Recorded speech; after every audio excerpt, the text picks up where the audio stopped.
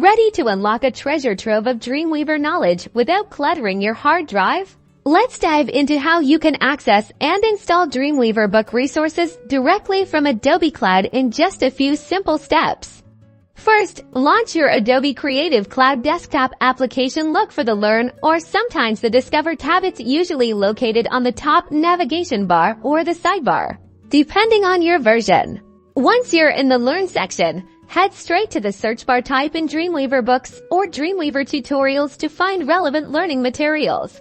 Browse through the list of available books and tutorials. Adobe often offers free resources or excerpts. When you find a resource that interests you, click on it to view the details. Now, look for an option to open the resource. You'll likely see a button labeled Open in Browser or a similar phrase. Click this button. This will redirect you to the specific resource page on Adobe's website.